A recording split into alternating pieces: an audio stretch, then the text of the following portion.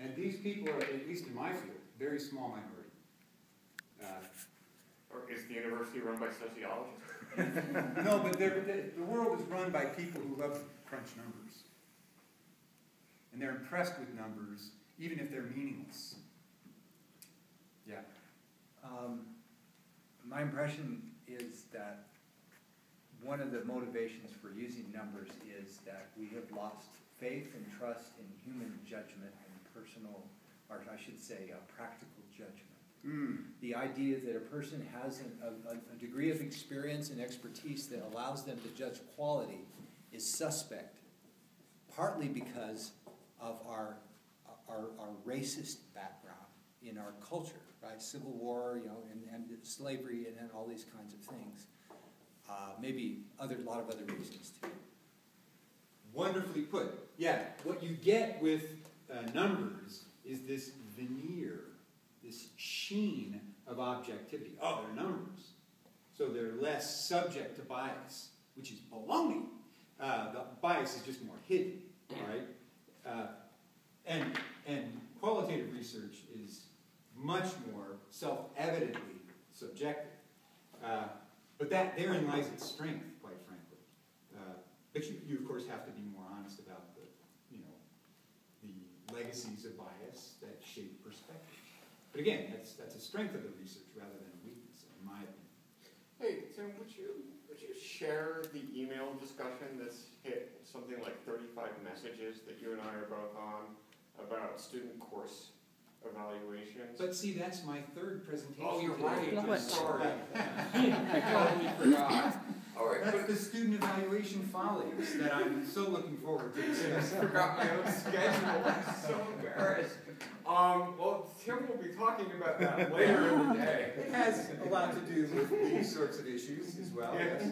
But Tim, just to take the devil's advocate position for right. a little bit. I mean, there are meaningful numbers, and some of them have to do with education. How many of our students enroll in the institution, and how many? It's just a fact. There's a certain fraction of them that get a degree within 6 years, for example. The number that people are always quoting, and there's a certain fraction of them who then go on and get a job or who don't.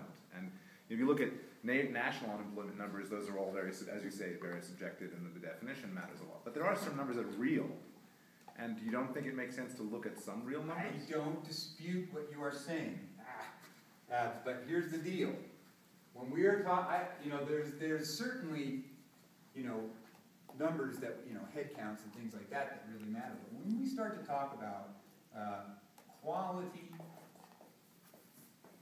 of education, quality of educational experience, and that's where we get into this, representing quality of educational experience and enhancing the quality of education by doing quantitative analyses of classroom environments, then I think we're moving into a realm where you don't really do an effective job of analyzing this by this type of analysis.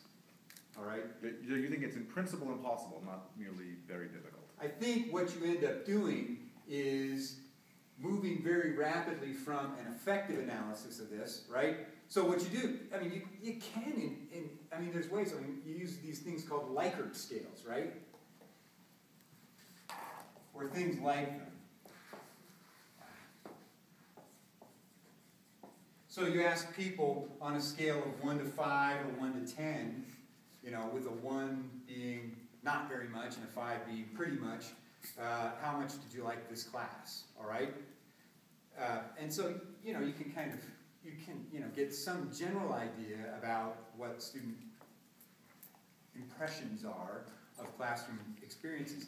But that is worlds apart from peer assessment of classroom effectiveness, teaching effectiveness, in a real classroom environment, all right?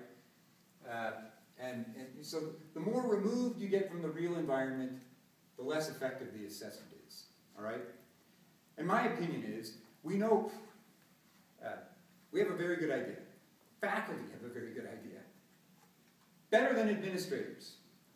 And I think you make a good point there, Tim, that faculty... The more we make it an administrative issue, the weaker the classroom quality environment gets. And I think sorry. I should say something because you all know I'm involved with assessment on campus. Sure. And to me, it does not feel like an exercise in quantitative measurements. To me, it feels like, what do faculty feel are the important things that students need to learn here, and how can that help inform our teaching? So it feels more qualitative to me, even though we do have to, we are collecting some quantitative data, but I don't see it as being so limited. And I think the more faculty get involved with the discussions, like you're saying, we're the ones that have the the knowledge of what's going on, we're the ones that can make it meaningful. And the truth is, if we look at what's happening at the state and national level, assessment's part of education. See, that's the problem.